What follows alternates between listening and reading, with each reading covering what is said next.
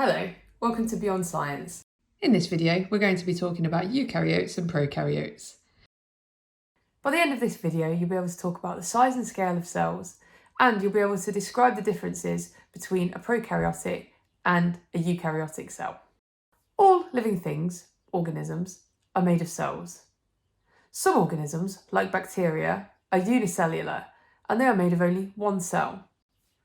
But other organisms, like animals, are multicellular. They are made of many cells.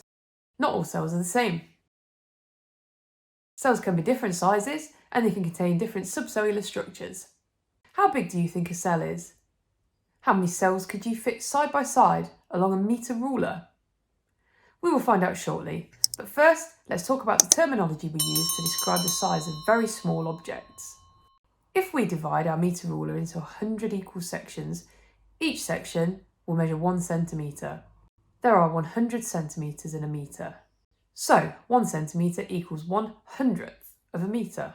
Or in standard form, we say 1 centimetre equals 1 times 10 to the power minus 2 metres. The cells are much smaller than 1 centimetre. Let's take that centimetre and divide it into 10 smaller sections. Each of these sections is known as a millimetre. There are 1,000 millimetres in 1 metre. So 1 millimetre equals 1,000th of a metre. Or in standard form, 1 millimetre equals 1 times 10 to the power minus 3 metres. We can still see things that are 1 millimetre, and the vast majority of cells are not visible to the human eye. So let's keep going. We're going to have to use an even smaller scale to describe the size of cells. Now let's imagine dividing each millimetre into 1,000 equal sections. Each section is known as a micrometre. There are 1 million micrometres in 1 metre. 1 micrometre equals 1/1,000,000th of a metre. Or in standard form, 1 micrometre equals 1 times 10 to the power minus 6 metres. So how big is a cell? A typical bacterial cell can range from half a micrometre, or 0.5 of a micrometre, to 5 micrometres in length. A typical animal cell is approximately 10 micrometres to 30 micrometres in length. A typical plant cell can range from 10 micrometres to 100 micrometres in length. So back to our question, how many cells could you fit together if you placed them side by side on a metre ruler? It depends on the type of cell. Roughly 10,000 plant cells, 100,000 animal cells, or 100 million bacterial cells would fit side by side along a 1 metre ruler.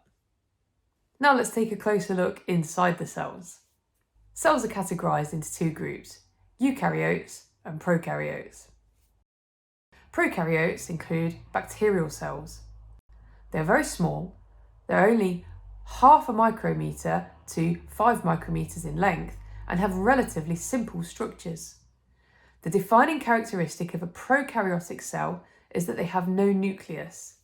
A prokaryotic cell contains plasmid, a DNA loop, cell wall, ribosomes, a flagellum, cell membrane, and cytoplasm.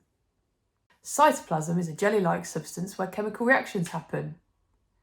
Cell membrane, which controls what enters and leaves the cell. A cell wall, which strengthens and supports the cell. A single loop of DNA which floats in the cytoplasm.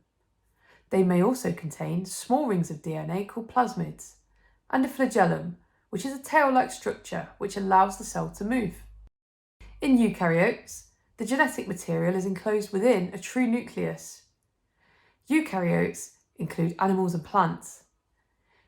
Eukaryotic cells are larger and more complex than prokaryotic cells. Animal cells contain a nucleus containing DNA, cell membrane, cytoplasm, mitochondria, the site of respiration, ribosomes, the site of protein synthesis. Plant cells also contain a true nucleus containing DNA, cell membrane, cytoplasm, mitochondria, ribosomes. In addition, plant cells also contain a cell wall to strengthen and support the cell, a vacuole containing cell sap, chloroplasts, the site of photosynthesis.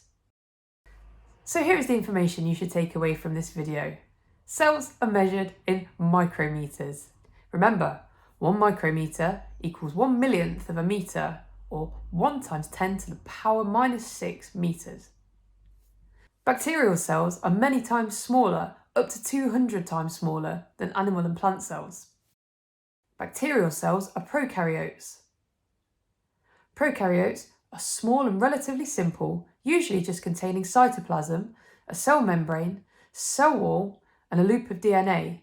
They have no true nucleus. Animal and plant cells are eukaryotes. Eukaryotes have a nucleus which contains DNA. A typical animal cell contains a nucleus, a cell membrane, cytoplasm, mitochondria, and ribosomes. Plant cells also contain these subcellular structures, but they also contain a vacuole, chloroplasts, and a cell wall. Why not have a go at drawing and labelling a plant cell, an animal cell, and a bacterial cell now?